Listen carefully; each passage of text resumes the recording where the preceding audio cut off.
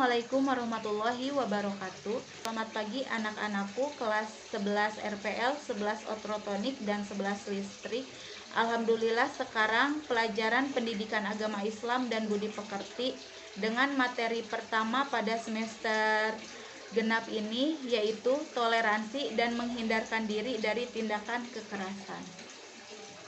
Adapun kompetensi dasar pada pembelajaran kita kali ini yaitu 3.13 menganalisis makna Quran surat Yunus ayat 40 sampai 41 dan Quran surat Al-Maidah ayat 32 serta hadis tentang toleransi dan menghindarkan diri dari tindakan kekerasan. Kemudian 4.13.1 membaca Quran surat Yunus ayat 40 sampai 41 dan Quran surat Al-Maidah ayat 32 sesuai dengan kaidah tajwid dan mahrijul huruf.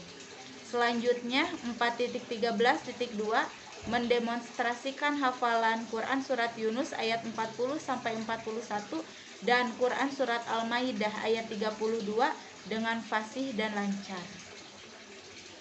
Toleransi. Dalam kehidupan sehari-hari, kita terkadang memiliki sifat egois. Sifat egois adalah merasa diri paling benar, selalu ingin menang dari orang lain, dan tidak mau menerima pendapat dari yang lain. Untuk itu, agar kita terhindar dari sifat tersebut, kita harus memiliki sifat toleransi agar tidak ada permusuhan atau tidak ada rasa saling benci antar sesama. Jika toleransi ada dalam diri kita, insya Allah segala sesuatu yang kita lakukan akan menjadi lebih baik lagi. Berikut pengertian toleransi. Toleransi adalah sikap tenggang rasa, menghargai, membiarkan atau membolehkan orang lain untuk berpendapat atau berpendirian yang berbeda dengan dirinya. Toleransi dalam bahasa Arab yaitu tasamuh, yang artinya sama-sama berperilaku baik, lemah lembut, dan saling pemaaf. Dalam pengertian umum, toleransi adalah sikap akhlak terpuji dalam bergaul. Toleransi dalam Islam bukan berarti sikap sinkretis. Pemahaman yang sinkretis dalam toleransi beragama merupakan kesalahan dalam memahami arti tasamuh yang berarti menghargai, yang dapat mengakibatkan pencampuran antara yang hak dan yang batil. Karena sikap sinkretis adalah sikap yang menganggap semua agama itu sama. Sementara sikap toleransi dalam Islam adalah sikap menghargai dan menghormati keyakinan dan agama lain di luar Islam, bukan menyamakan atau mensederajatkan dengan keyakinan Islam itu sendiri. Berikut dalil tentang toleransi yang terdapat pada Quran surat Yunus ayat 40 sampai 41. A'udzubillahi minasyaitonirrajim. Bismillahirrahmanirrahim. Wa minhum may yu'minu bihi wa minhum man la yu'minu bihi. Wa rabbuka a'lamu bil mufsidin. Wa in kadzabuka faqul li amali walakum amalukum antum bari'una mimma a'malu wa ana bari'um mimma ta'malun. Yang artinya, di antara mereka ada orang-orang yang beriman kepada Al-Quran, dan di antaranya ada pula orang-orang yang tidak beriman kepadanya. Tuhanmu lebih mengetahui tentang orang-orang yang berbuat kerusakan. Jika mereka mendustakan kamu, maka katakanlah, bagiku pekerjaanku dan bagimu pekerjaanmu.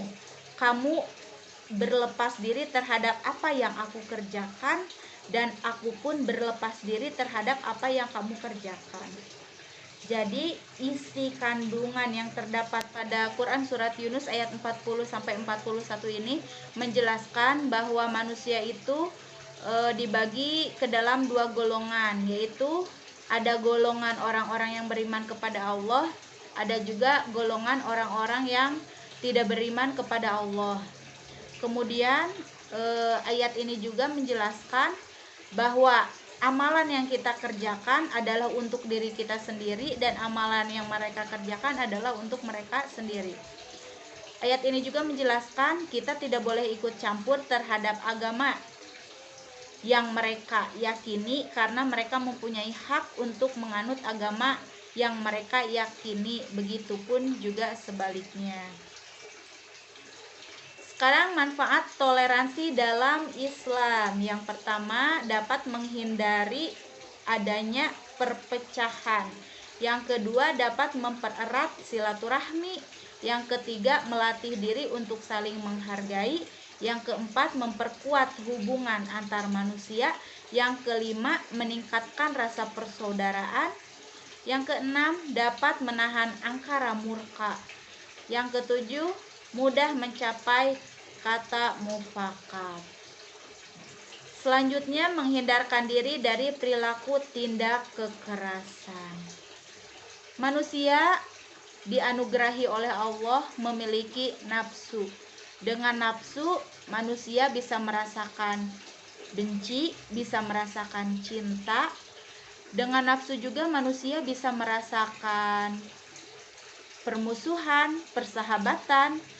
Dengan nafsu juga manusia bisa menjadi sempurna, bisa mencapai kesempurnaan ataupun kehinaan. Jika kita bisa mengendalikan nafsu, maka hidup kita akan selamat. Sebaliknya, apabila kita yang dikendalikan oleh nafsu, maka tunggulah kehancurannya.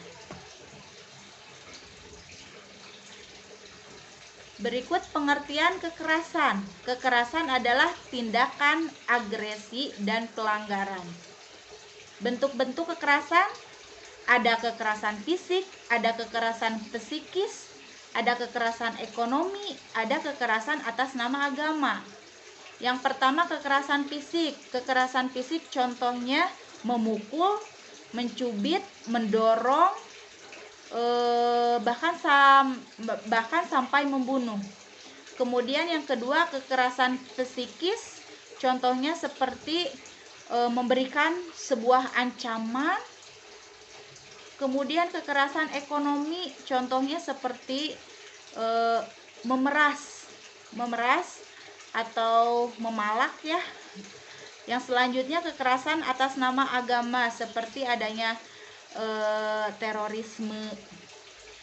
Yang selanjutnya, dampak kekerasan, ada dampak fisik, ada dampak psikologis.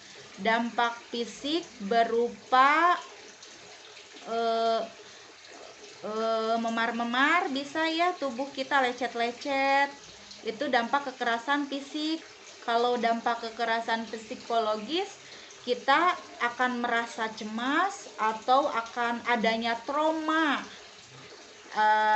dan sebagainya. Sekarang lawan dari permusuhan atau lawan dari tindakan kekerasan, kita harus menjaga kerukunan. Nah, kerukunan adalah sikap mental dalam rangka mewujudkan kehidupan yang serasi, seimbang, harmonis, dengan tidak membedakan pendapat, kedudukan sosial, ekonomi, keturunan, ras, suku, dan perbedaan agama. Kerukunan akan tercapai apabila memiliki poin-poin sebagai berikut. Yang pertama, silaturahmi dengan tetangga. Nah, harus menjaga silaturahmi antar tetangga. Karena segala sesuatu kita butuh orang lain ya, karena manusia itu makhluk sosial. Jadi harus menjaga hubungan baik dengan tetangga. Yang selanjutnya, tetangga dan orang lain. Yang selanjutnya, tolong menolong antar sesama apabila terjadi musibah atau menghadapi kesulitan.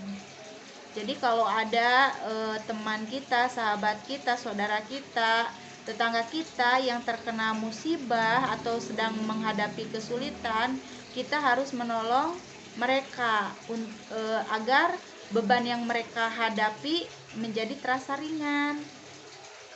Sekarang coba rasakan kalau kita berada di posisi terpuruk, kita sedang kesusahan, kita sedang menghadapi musibah, kesulitan, pasti kita pun ingin mendapat bantuan dari orang lain.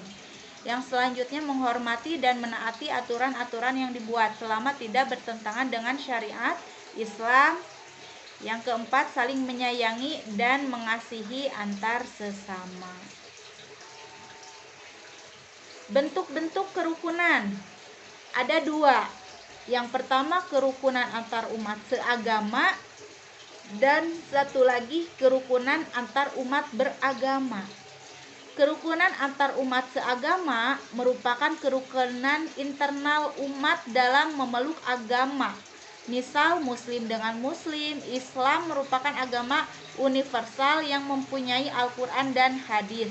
Meski demikian, umat Islam mempunyai perbedaan saat menafsirkan dan memahami kandungan dan aturan yang terdapat dalam Al-Quran dan hadis tersebut. Yang selanjutnya, kerukunan antar umat beragama. Indonesia tentu merupakan negara yang heterogen akan budaya, termasuk kepercayaan yang beraneka ragam. Ada 5 agama yang diakui oleh pemerintah Indonesia, yaitu yang pertama Islam, Kristen, Katolik, Hindu, Buddha. Demi kerukunan sebagai bangsa dan negara, perbedaan agama bukanlah alasan untuk memecah belah kerukunan. Islam mengajarkan toleransi dengan memeluk agama lain. Kita tidak boleh memaksa orang lain untuk memeluk agama Islam meskipun kita mendakwahinya. Ini ada Quran surat Al-Maidah ayat 32, akan dijelaskan minggu depan. Cukup sekian untuk pertemuan kali ini. Terima kasih yang sudah menyimak. Tetap semangat walaupun masih belajar dari rumah. Jangan lupa tugasnya dikerjakan tepat pada waktunya. Wassalamualaikum warahmatullahi wabarakatuh.